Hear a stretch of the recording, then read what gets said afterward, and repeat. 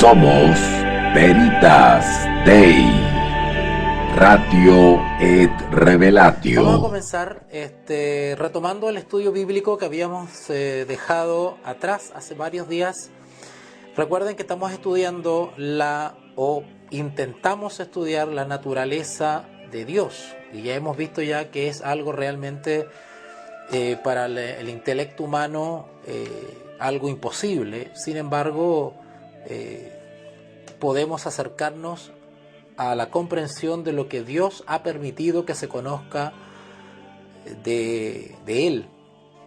Y en la clase pasada estudiamos muy someramente, porque cada uno de estos temas nos tomaríamos 3 horas como mínimo para poder desarrollar cada tema referente a la naturaleza de Dios, de los distintos aspectos en los cuales podemos profundizar este tema. Y pues, por ende, cada clase que se está transmitiendo es una clase que tiene sus limitaciones en cuanto a tiempo. Solamente vemos algunos versículos, 9, 10, 15 versículos que nos sirven de referencia para adentrarnos en este camino. Y la clase pasada vimos algo que tiene que ver con los nombres y los títulos de Jesús. Nombres y títulos que pertenecen al Padre, a Dios Padre, que también son aplicables a Dios Hijo. Y dejamos claro por la Escritura que Jesús es Dios. Bueno, hermanos, vamos a profundizar en esto. Hola Eliseo, ¿qué tal? Que tengas buenas noches.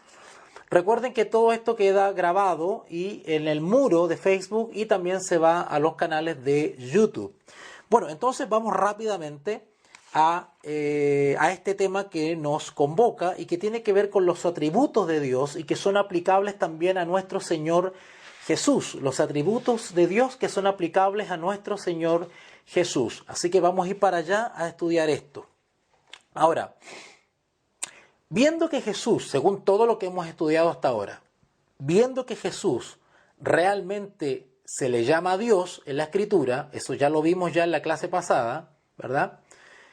No para que se pongan al día respecto a lo que ya hemos visto, pues les recomiendo que se tomen el tiempo y escuchen los 6, creo que ya van 6 videos ya respecto a esta clase y este estudio que estamos haciendo. Entonces, viendo que a Jesús realmente se le llama a Dios, no nos sorprende entonces que las características que pertenecen a Dios también se les atribuyan al Hijo. Y eso es lo que vamos a ver hoy día. Por ejemplo, si ustedes van a Isaías capítulo 44, Isaías capítulo 44, vamos para allá, Isaías 44, en el versículo 6, dice así, Isaías 44, 6, dice, así dice Jehová, Rey de Israel, y su Redentor, Jehová de los ejércitos. Yo soy el primero y yo soy el postrero, y fuera de mí no hay otro. ¿Captaron lo que dice Isaías capítulo 44, versículo 6? Vuelvo a repetir. Así dice Jehová, Rey de Israel, y su Redentor, Jehová de los ejércitos. 2 personas. ¿Ok? Yo soy el primero y yo soy el postrero, y fuera de mí no hay Dios. ¿Notaron que dice yo soy el primero y yo soy el postrero? Sin embargo, cuando ustedes van a Apocalipsis 22:13, vayan para allá, Apocalipsis 22:13, Apocalipsis 22:13 dice, yo soy, otra vez, yo soy, ya vimos ya que el yo soy también incluye a nuestro Señor Jesucristo. Y acá dice en Apocalipsis 13, Apocalipsis 22:13, yo soy el alfa y la Omega, el principio y el fin, el primero y el último. El mismo atributo de atemporalidad, por decirlo así, que no hay tiempo que limite a Dios, ni en el inicio ni al final, también es un atributo de nuestro Señor Jesucristo. Yo soy el primero y el último. ¿Ok? Así que los atributos que se aplican a Dios Padre también son aplicables a Dios Hijo. Jehová es eterno. Jesús es eterno. Es evidente entonces que Jesús es Jehová. Jehová es Jesús. Jesús es Dios. De la misma manera sabemos que Dios es inmutable. Ese es otro atributo de Dios, su inmutabilidad. Es decir, que Él no cambia ni tiene sombra de variación. Así lo dice Malaquías capítulo 3. Vamos a Malaquías capítulo 3, versículo 2, si no me equivoco. Vamos a Malaquías. Malaquías capítulo 3, versículo 6. Malaquías 3:6. Dice así: porque yo Jehová no cambio. Por esto, hijos de Jacob, no habéis sido consumidos, porque yo Jehová no cambio. Es decir, el no cambio está haciendo referencia a un atributo de Dios que es la inmutabilidad, que Él no varía, no cambia, no tiene espasmos impulsivos en el cual Él dice una cosa en un momento y fija un principio y luego cambia y se contradice a sí mismo. No, Él es inmutable, sigue una sola línea de pensamiento, de acción, de sentir, de actuar. ¿Okay? Su providencia, la plenitud de la deidad, actúa al unísono, tal cual como se desarrolla la actuación, por ejemplo, en la visión de Ezequiel capítulo 1. Ustedes pueden ir a Ezequiel capítulo 1 y ver los comentarios respecto a esa visión, y ahí justamente lo que se describe es la armonía que existe en el reino de los cielos respecto a la actuación de la deidad, es decir, la plenitud de la deidad actuando siempre de manera armoniosa, inmutable. ¿Okay? Así que ese es un atributo de Dios, que Él no cambia, que Él es inmutable. Ahora, este atributo de Dios que encontramos en Dios Padre, también los encontramos en el Hijo de Dios, en Dios Hijo, en Dios encarnado. Si ustedes van a Hebreos capítulo 13, Hebreos capítulo 13, vamos para allá. En Hebreos capítulo 13, versículo 8. Hebreos 13, 8. Hebreos 13, 8 se lee ahí: Jesucristo es el mismo ayer y hoy y por los siglos. Ahí notan ustedes un atributo que es de Dios y que también se le atribuye a nuestro Señor Jesucristo. ¿Ok? Dice entonces Hebreos 13:8, Jesucristo es el mismo ayer y hoy, y por los siglos. ¿Okay? Nuevamente vemos un atributo de Dios Padre que también es atribuido a Dios Hijo.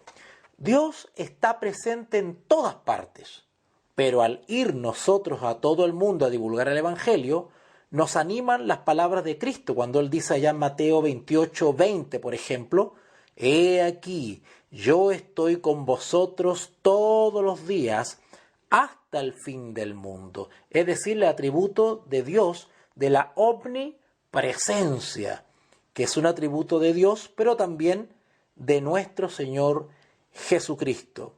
Su presencia en todas partes también se manifiesta en la promesa acerca de que donde 2 o 3 estén congregados, allí estará Él, su presencia. ¿Ok?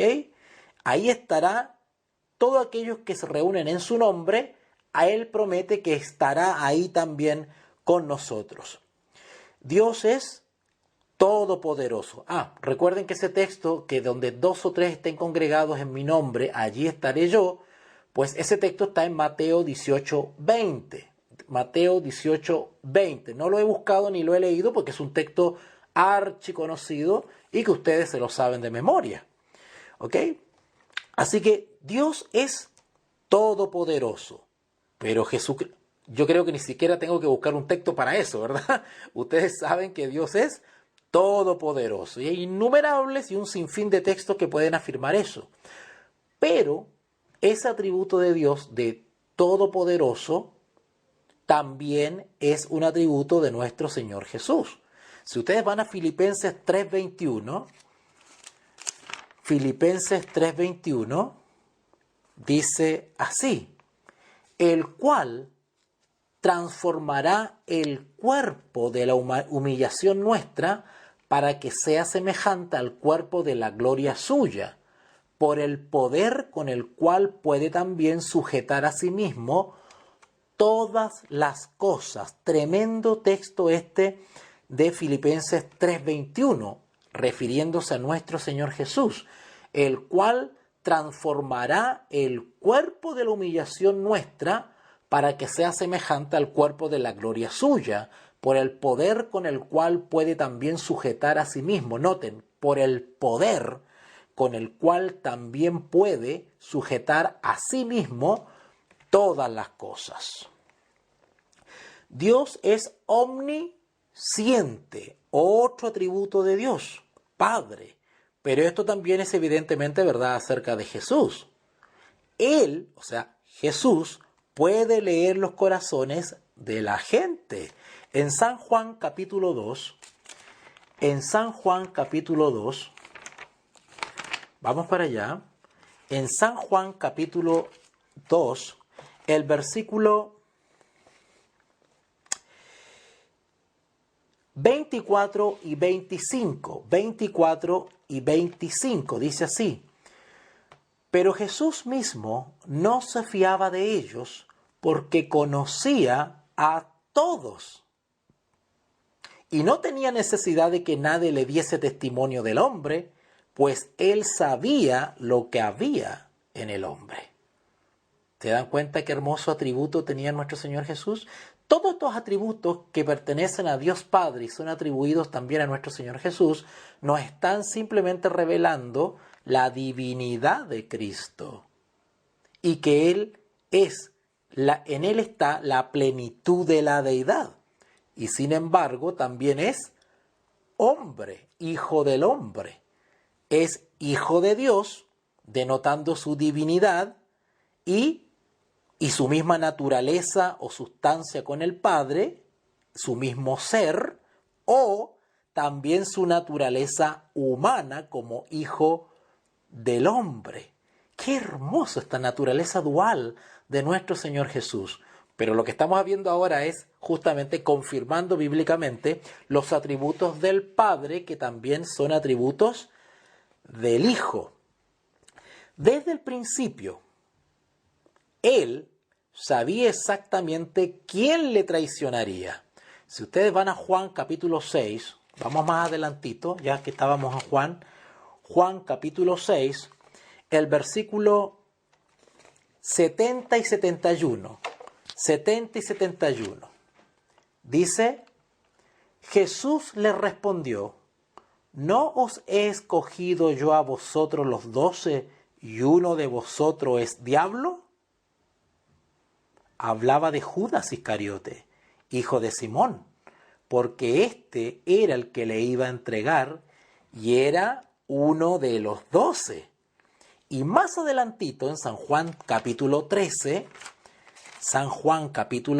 versículos 10 y 11, dice: Jesús le dijo: el que está lavado no necesita sino lavarse los pies, pues está todo limpio, y vosotros limpios estáis, aunque no todos, porque sabía quién le iba a entregar. Por eso dijo, no estáis limpios todos.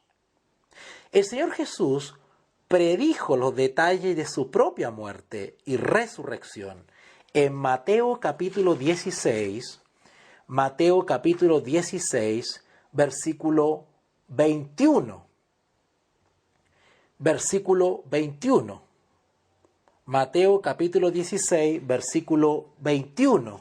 Dice así: Desde entonces comenzó Jesús a declarar a sus discípulos que le era necesario ir a Jerusalén y padecer mucho de los ancianos, de los principales sacerdotes y de los escribas, y ser muerto y resucitar al tercer día. Y también él adelantó o dio detalles respecto a la negación que se le iba a hacer, e incluso a la restauración de Pedro. Vamos a leer allá en Lucas capítulo 22. Lucas capítulo 22.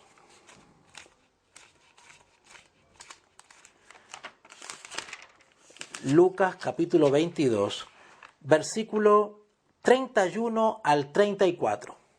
Lucas capítulo 22, versículos 31 al 34. Dice así: Dijo también el Señor: Simón, Simón, he aquí Satanás os ha pedido para zarandearos como a trigo, pero yo he rogado por ti, que tu fe no falte, y tú, una vez vuelto, ¿notaron la restauración de Pedro? Una vez vuelto, confirma a tus hermanos. ¿Cuántos de nosotros hemos vuelto después de haberle fallado a nuestro Señor Jesús? Algunos se han apartado del redil durante meses, otros durante años, algunos la mitad de su vida. Sin embargo, el Señor Jesús también, al igual que Pedro, espera que nosotros, una vez vuelto, confirmemos a nuestros hermanos. Mientras el Señor Jesús esté intercediendo por nosotros, las puertas del cielo están abiertas para poder arrepentirnos de todo corazón y volver al redil, para ser parte o contribuyente a la obra de predicación y confirmación en este mundo. Versículo 33. Estoy en Mateo capítulo 22, versículo del 31 al 34. Pero yo he rogado por ti, que tu fe no falte, y tú, una vez vuelto, confirma a tus hermanos. Él le dijo: Señor, dispuesto estoy a ir contigo, no solo a la cárcel, sino también a la muerte. Y él le dijo: Pedro, te digo que el gallo no cantará hoy antes que tú niegues 3 veces que me conoces. Notaron que un atributo del Señor Jesús es el mismo atributo de nuestro Dios, la omnisciencia, ¿verdad? También se podría hablar de la omnisapiencia, que todo lo sabe, ¿okay? Así que el Señor Jesús sabía los detalles de muchos eventos que le iban a ocurrir a él, incluida la negación y la restauración de Pedro, que lo acabamos de leer. ¿Sabe lo que ocurre en las iglesias? El Señor Jesús está atento, vigilante y sabe la experiencia de la iglesia, lo que está pasando, experimentando la iglesia. Jesús sabe por las experiencias que ha pasado en la iglesia a lo largo de los siglos. Lo sabe con detalle, y como lo sabe con detalle, puede instruir a sus seguidores y a sus hijos aún con antelación. De ahí, por ejemplo, el consejo a las 7 iglesias del Apocalipsis, donde él efectivamente da consejos con anticipación. Habla de consejos a la iglesia en tiempos de la iglesia apostólica primitiva. Da consejos también a la iglesia en tiempos de la persecución de Roma imperial. Da consejos también a la iglesia por allá al principio de la Edad Media y durante ella. Da consejos también a la iglesia durante el siglo XVIII y XIX, etcétera, etcétera. Y también aconseja y orienta a la iglesia en el tiempo del fin. Así que Jesús sabe lo que le pasa a las iglesias. Si ustedes van a Apocalipsis capítulo 2, versículo 2, Apocalipsis 2.2, Apocalipsis 2.2 dice, yo conozco tus obras. Noten, yo conozco. Y este yo conozco se repite en otros mensajes a la iglesia. En otros mensajes a la iglesia también se repite esto de yo conozco, el alfa y el omega, el principio y el fin. ¿Okay? Yo conozco. ¿Okay? Así que para que nos quede claro eso, de que en Apocalipsis 2.2 Él conoce tus obras y tu arduo trabajo y paciencia y que no puedes soportar a los malos y has aprobado a los que se dicen ser apóstoles y no lo son y los has hallado mentirosos. Así que aquí tenemos otro atributo de Dios Padre también y que es un atributo de Dios Hijo.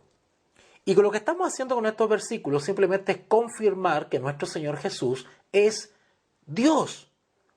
Como se diría popularmente, con todas las de la ley. Pero nadie puede conocer plenamente el misterio de su propia persona. Si ustedes van a Mateo 11.27, en Mateo 11.27 hay algo que solamente Dios puede conocer. O sea, Jesús solamente puede conocer. En Mateo 11.27 se nos dice,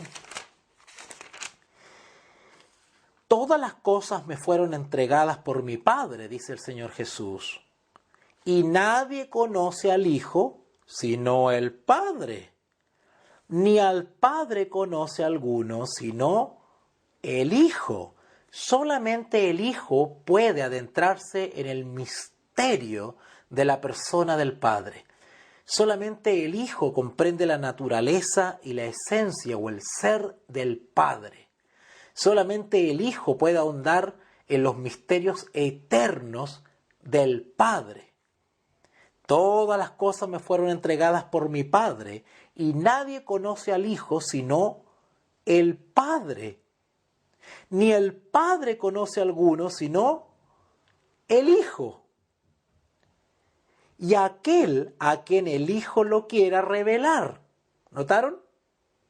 ¿Notaron que Dios todopoderoso, omnipotente, omnisapiente, omnisciente, puede, según su voluntad, dar a conocer su propia naturaleza, pero hasta donde Él nos permita?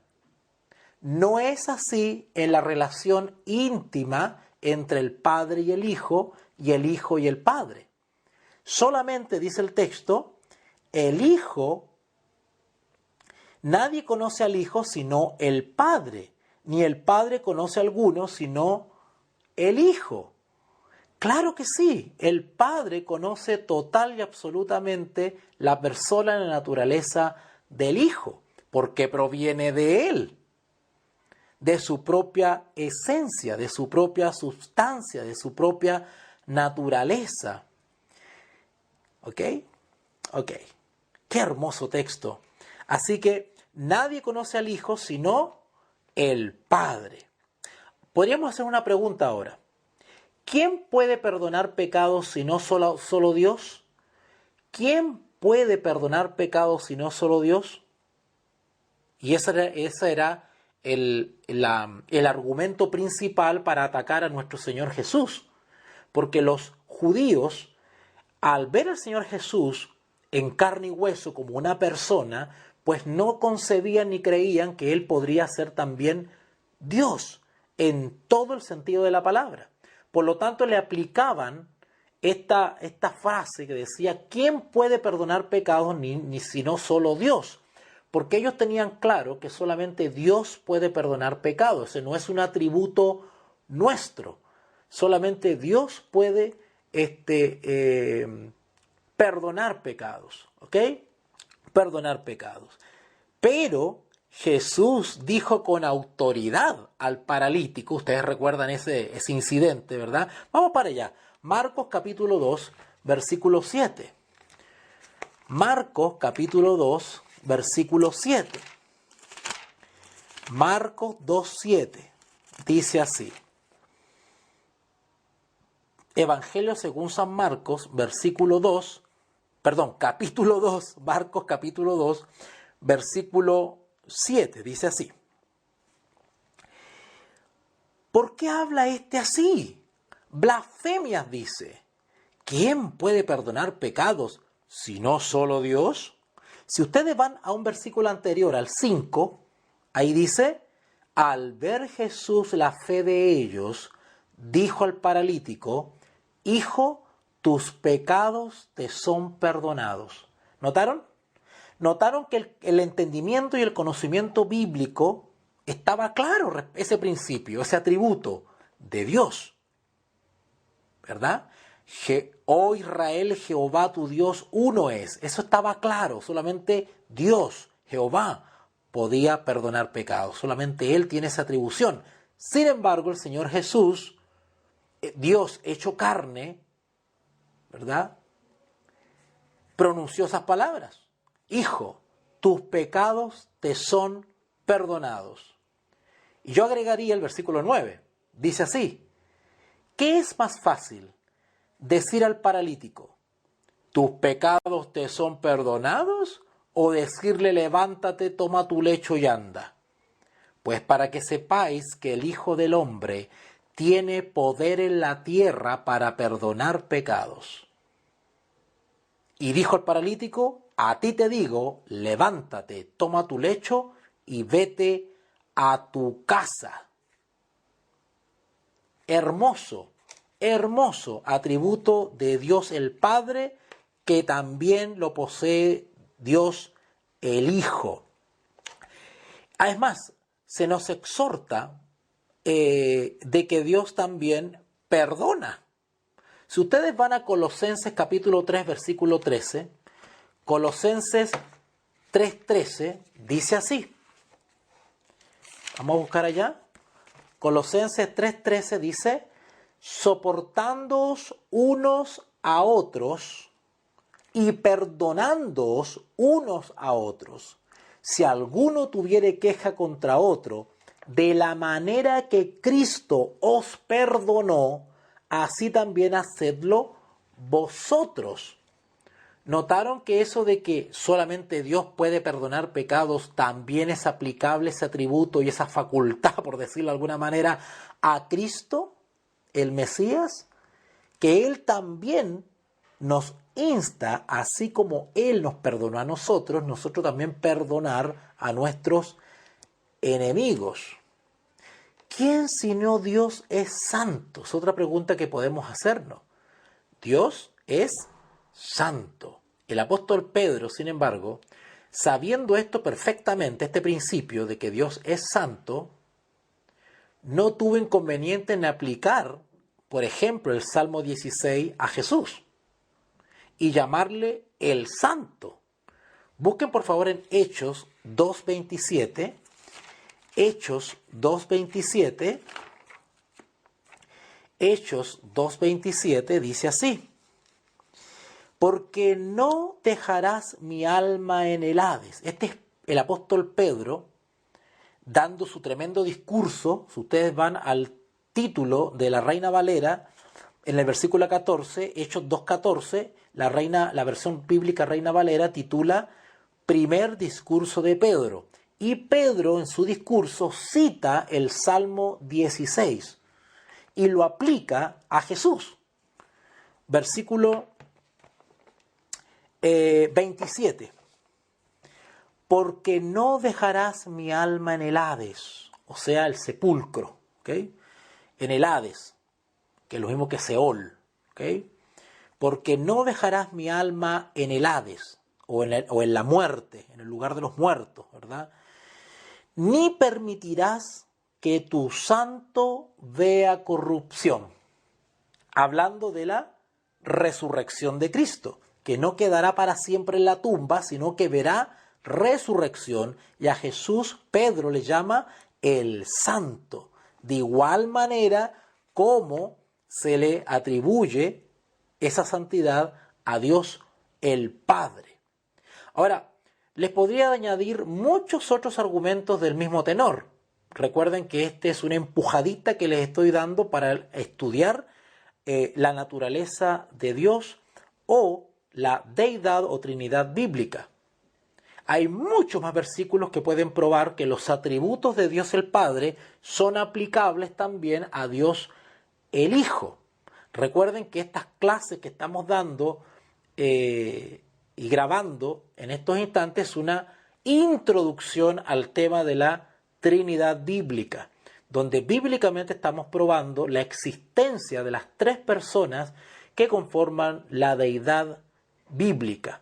Y este tema, en términos más generales, se habla de la naturaleza de Dios. ¿Ok? Solo que lo que estamos haciendo es ir de menos a más, de lo más sencillo, lo más básico, a lo más elaborado.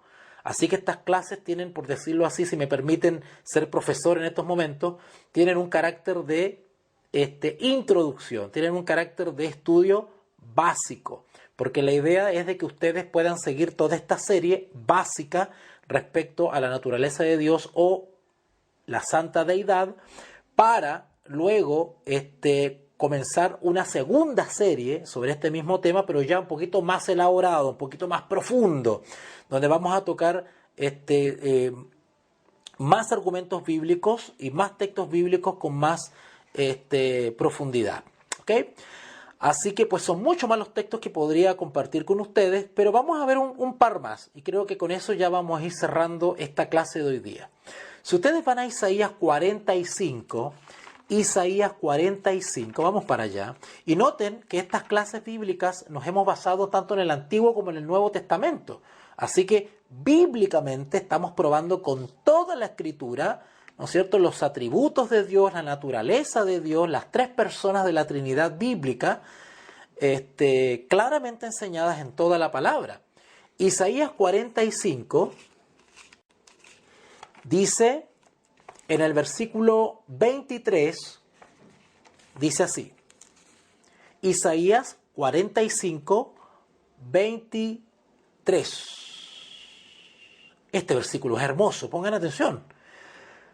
Por mí mismo hice juramento, de mi boca salió la palabra en justicia, y no será revocada. Claro, porque Dios es inmutable.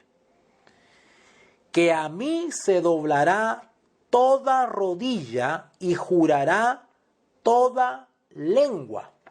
Estas son palabras de Jehová. Y también son aplicables e incluso pronunciadas por los apóstoles, aplicándoselas a Jesús. ¡Qué hermoso! En Isaías 45, 23 lo que se nos dice es que a Él, a Dios, se doblará toda rodilla y jurará toda lengua. Y el Nuevo Testamento asegura que Dios hará que el hombre, que en el nombre de Jesús también se doblará toda rodilla y toda lengua confiese que Jesucristo es el Señor.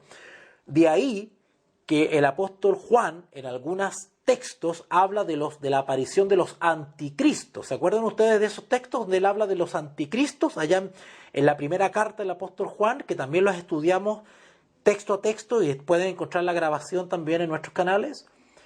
Porque justamente habían algunas corrientes heréticas que estaban dudando o cuestionando la naturaleza de Jesús. No estaban reconociendo que Jesús es Dios. Y Juan decía que toda lengua confiese que Jesucristo es el Señor. Y también estudiamos clases anteriores que el título de Señor también es aplicable a Jesús. Pero habían algunos que dudaban de eso y el apóstol Juan les llamaba anticristos. ¡Qué fuerte el apóstol Juan! Es que yo creo que cualquiera defendería con dientes y uñas quien esté cuestionando la naturaleza de nuestro Salvador. Bueno, habían algunos que estaban dudando de eso, sobre todo los judaizantes, que seguían con esa cosa de estar negando que Jesús es Dios. Y el apóstol Juan, allá en la primera epístola, le llama los anticristos, porque niegan que Dios ha venido en carne, que Dios se ha revelado en la persona de Jesús. Es tremendo, y estas controversias que yo le estoy relatando ahora continuaron por siglos durante la era cristiana. Así que estas controversias no son nuevas, porque desde antigüedad los enemigos de Dios, los anticristos humanos, los así llamados bíblicamente herejes, han atacado la deidad o trinidad bíblica. Siempre la han puesto en cuestionamiento. Algunos se han lanzado contra un falso, contra la persona del Señor Jesús, dudando de su naturaleza, de su persona, de su divinidad.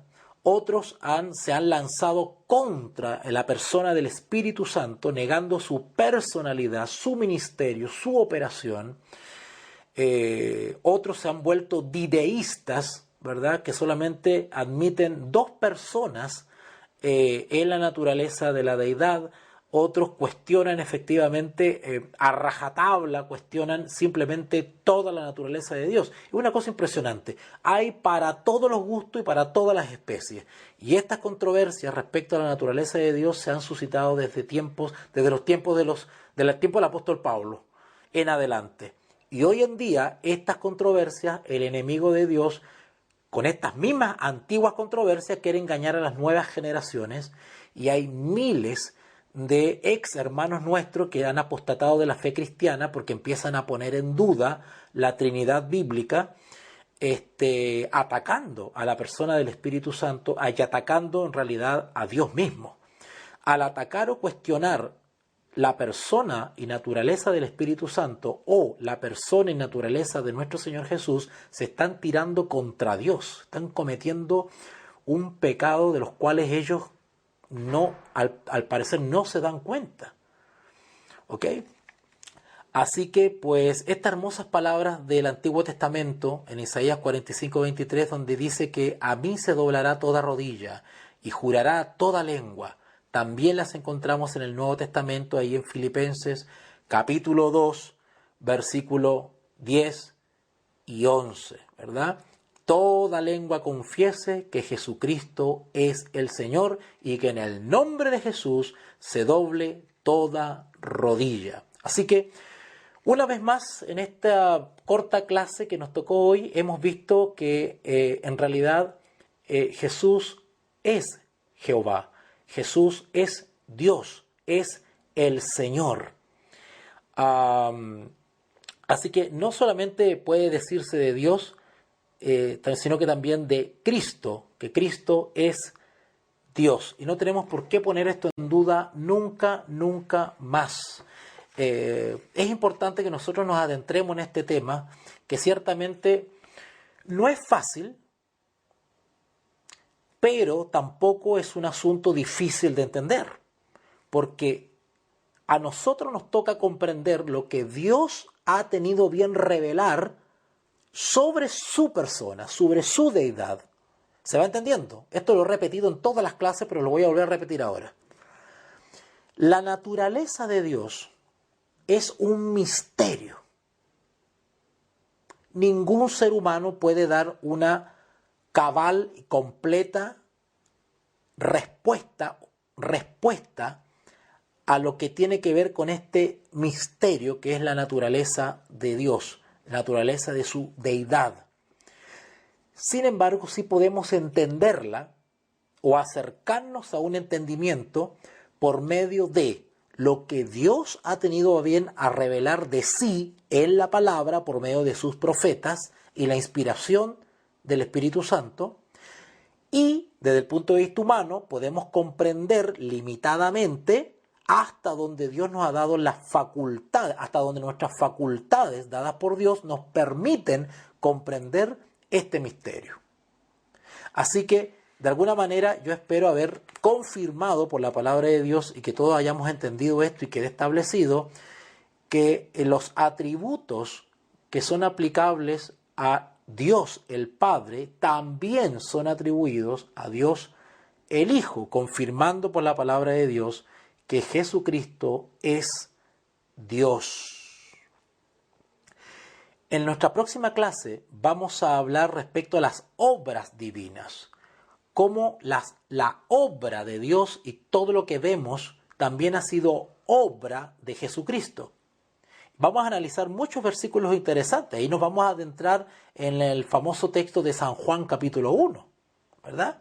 Del versículo 1 en adelante. Así que la próxima clase vamos a estar analizando entonces lo que tiene que ver con las obras divinas y en las cuales también no solamente está la participación protagonista, por decirlo de alguna manera, de Dios el Padre, sino que también actúa Dios el Hijo.